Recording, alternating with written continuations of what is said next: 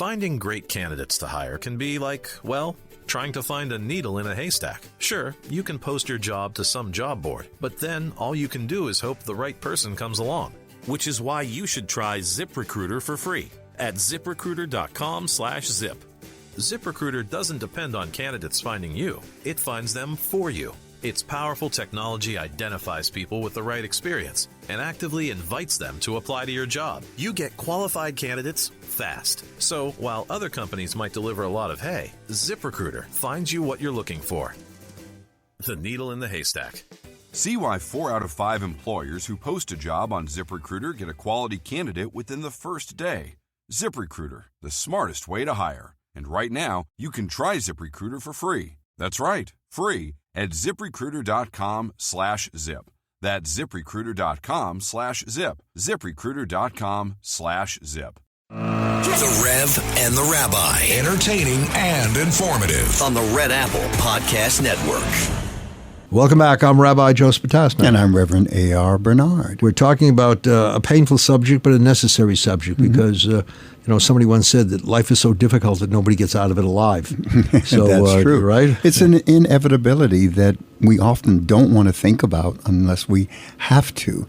And yet we should explore that. We should know before, we're faced with a situation, loss of a loved one. You have a tradition, sitting Shiva. And we talk about, it's not like everyone sits there in conversation, right? So Shiva means 7 because there are 7 days of mourning, excluding the Sabbath. Saturday night you do sit 7 days. And what is it about? And I would use this rationale for it. I remember at a funeral, we're at the burial where people participate. That's another communal obligation. When a person is buried, the community comes together and participates in the burial. You don't leave it to outsiders unless it's absolutely necessary, but you leave it to people who knew this individual. It's a community saying, you lived with us, now that you're leaving us, we have to bury you. Mm-hmm. And a young boy came over, must have been about 15 or 16 years old. He said, Rabbi, I know why we take the shovels. He said, I thought about it. He said, when you come into this world, there should be loving hands around you, but when you leave this world, there should be loving hands around you. And I said, that's brilliant. That's simply brilliant. And I think there once again, what are we going to do for the family now? And that's what Shiva is. It's a chance for a community to come together. By the way, community arranges the food. You're not allowed to do the cooking, preparing. No, really? It's a communal responsibility. And when you walk into a house of Shiva, it's not, one of those. It's not a celebratory moment. Of course, you reflect on someone's life and all the many good things. But it's a time for you to talk to the grieving family and talk about what this individual meant to you, recollections. Mm-hmm. So you're surrounded by people who care about you. My mother used to say that the most painful part of the Shiva is the end of it, because here you had everybody around you, everybody came out, and now people are going back to their respective, places of work and what other obligations they have, and you're alone. Yeah. So the day after the Shiva ends is a very difficult one, but you also get to recognize, I'm not alone in this world. I'm gonna get through it because of people who care. And community, that's why prayers are written in the plural. When you look at Jewish tradition, I'm sure Christian tradition. The very famous Our Father. It begins and continues with that language. Our Father, who art in heaven, hallowed be thy name. Your kingdom come. Give us this day our daily bread. So it speaks collectively. Yeah, and the same thing is true when you go through liturgy of Jewish tradition. It is written in the plural. The word life, chayim, as I've often said, is written in the plural. You can't write life in the singular. You don't have the luxury of living life. You shouldn't have the luxury of living in this reclusive fashion where you're not connected to other people. A minyan, counting, with a quorum, is because you're there to recite prayers and you have to look around and say, once again, it's the community that's here with me, and I'm here for the community. That's why I think some people realize too late that you can't make it alone. They say, I don't need anybody. I'm an independent. I'm autonomous. I'm independent. And then, God forbid, some crisis arises, and they say, wait a minute, I can't go through this. Well, that's the problem. We, as human beings, we desire to love and to be loved. You can't do that by yourself. you have to have an object of affection. You have to be in relationship with someone in order to experience that. So this whole idea of flying solo is not going to work. But let me ask you a question. I met some people who love themselves so much they can't love anybody else. They're so consumed with self-love, there's no room for anybody else. But even with that, people like that need someone to praise them, someone to give them accolades, someone to affirm them. Someone to fight with. Exactly. It's just, that's reality. But think about this also, because, your tone today is quite solemn because of what you experienced. Right. The impact that these things have on clergy. We dedicate children, as babies. Then there's the bar mitzvah for you. There's the confession and communion for us, and confirmation in the Catholic tradition as well. And we have our own tradition as Protestants. But we see death. And you remember, we think back at 9/11 and the work that we did as clergy on the front line. That was dealing with a lot of death. And then it comes around again with COVID-19. And we had to do funerals in the oddest of ways. That impacts the clergy person over time. I remember being at the site, the September 11th memorial site. We saw all of that devastation. And it coincided with Rosh Hashanah, the new year. So he had conclusion of life, and you're talking about Rosh Hashanah, the commencement of life. And we sounded the shofar, the clarion call to say, you have to be strong and we're going to look ahead to a new year. We did that at ground zero. I said, wow, look at that contradiction. Yeah. Here it's over and here it's beginning. But haven't we gone from a funeral to a naming ceremony of a child? Mm-hmm. We've done that. There is this cycle of life that you have to be able to somehow, I don't know if the word is compartmentalize, but you have to be able to say, let me treasure this moment. I walked out of the funeral for this young child, and the first thing I did was call my son. I said, all right, when are we having dinner? Yeah. When are we getting together this week? Yeah. The affirmation of life. We have to do something. Right. And there's an appreciation that while you're here, do as much as you can with those who mean so much to you, because we take them for granted. Yeah. Which leads me to my next issue with you. Next question. You got another issue with me? Well, because don't we often say, oh, you mean the next issue to talk about? Next issue to talk about, right. Issues with me personally. No. We say next time, right? Next time, I'm going to go on this vacation. Next time, I'm going to read this book. And next time very often means no time. What are we pointing to? Leisure? Are we talking about escaping? We plan vacation, taking time off? We're going to do all these things, but it's going to be next time, because right now I'm busy. Mm-hmm. Right now I have all these things to take care of. I'm too busy. Someone would say to me, I know why rabbis don't go on vacation. I said, why? He said, because they don't want them to learn that the synagogue can run just as well without them as with them. That's true of clergy. I said, you wonder sometimes. But those two words are so dangerous. Next time, when I get to it, I'll get to it next time.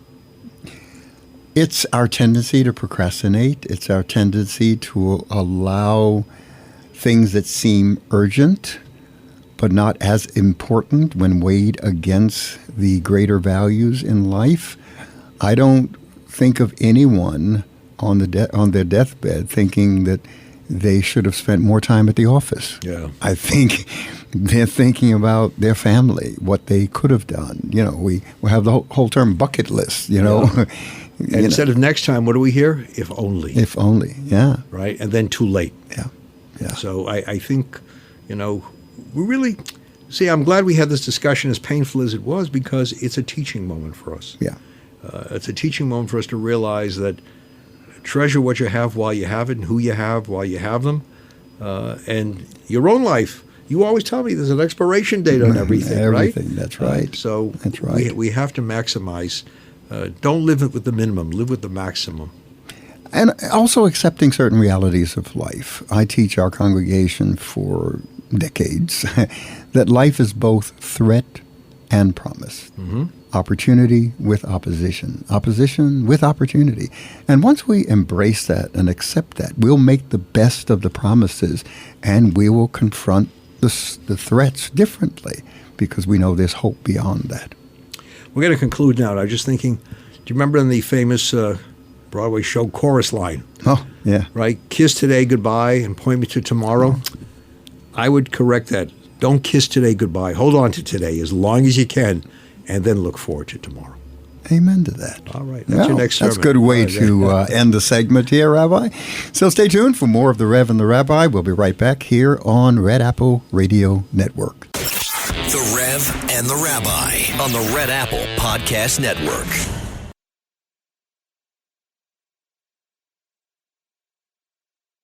The Rev and the Rabbi. Entertaining and informative on the Red Apple Podcast Network.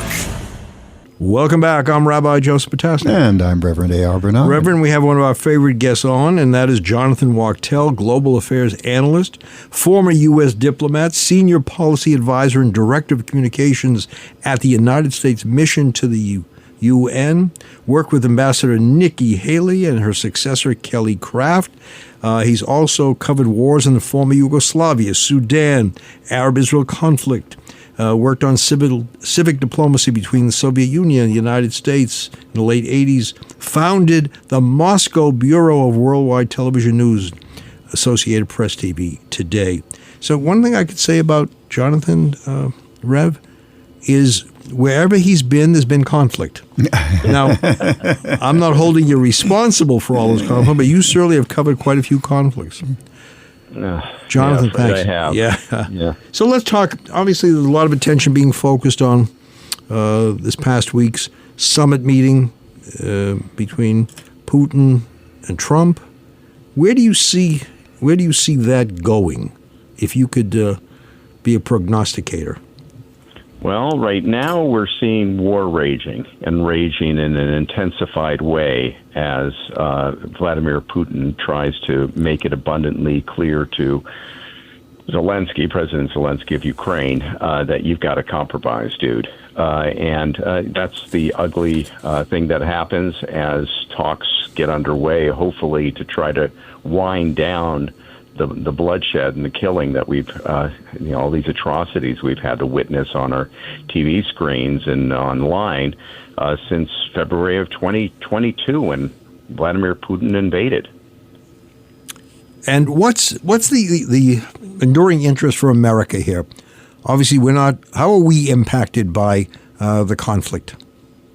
In so many ways that it's hard to answer that question succinctly, but let me try to tackle one thing. There was a guy named Neville Chamberlain, nefarious guy just before the major outbreak of World War II, and conceding to essentially the Nazi regime, to Adolf Hitler, an autocrat and fascist, and thinking that he had ended all wars. And then ultimately we all know what unfolded as a result of a British diplomat. President Trump is facing a very difficult task of trying to figure out what to do with Vladimir Putin, who is an expansionist, who's a guy who really every day wakes up upset that he's not leading the Soviet Union. And though today he leads the Russian Federation, which is nearly twice the size of the United States of America, he wants more landmass and more control and sway under his belt and try to at least reconstitute as much of the Soviet Union as he can. And the territories that we're talking about in eastern Ukraine and down to the Black Sea and penetrating into the Black Sea through the Crimean Peninsula are hugely strategic to Russia and hugely strategic to Ukraine, which is the second largest European country. That's the scale of what we're talking about. And hugely important because you're talking about fossil fuel areas, industrial areas, and then with Crimea, you're talking about the Black Sea Fleet, where the Russian Navy is housed as its entry point into the Black Sea, and from the Black Sea through the Bosphorus Strait of Turkey into the Mediterranean Sea. So in terms of everything from economics, in terms of actual land mass, and in terms of military might, this contest, though we're looking at from over here across the other side of the Atlantic, it is hugely consequential. The other reason it's hugely consequential is that there's a guy named President Xi in China who's been watching how this conflict unfolds. He's very closely aligned with Vladimir Putin. And as he's watching this unfold and really paying close attention to the territorial gains that Vladimir Putin may win as a result of launching a war on his neighbor, he is very much going to be looking at Taiwan and trying to figure out, can I bite off a piece of Taiwan? What's the United States going to do? And the only thing between China, mainland China, and Taiwan really is the United States. So this is a really delicate balance that our president is engaging in here. Do you think the relationship between China and Russia can be strained because the Silk Road, of course, goes right through these areas that Putin has his eyes on, because he's not looking, I would say, more than reconstituting a Soviet Union. He wants a new Russian empire. He made that clear when he took control after the collapse of the Soviet Union. Will there be a tension between this ally or partner of his? We have had a history of tension, though we were, quote unquote, allies during World War II. And ironically, the deal and that photograph that's indelibly marked in all our brains, and I hope a lot of the younger listeners to this program, Yalta, where you have that iconic picture of Stalin with Roosevelt and Churchill, takes place in Crimea, for heaven's sakes. And the consequences of what we're talking about, the enormity of it all matters very much. Now, in terms of the question that you have, it could lead to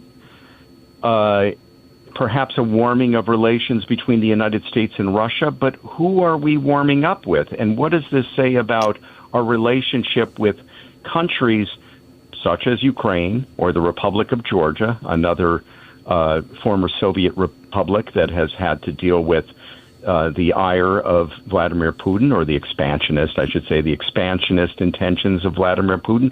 What does it say to our allies? Are we going to stand on principle and defend nations that have broken away from Moscow's control and are trying as best as they can to be democracies, liberal democracies?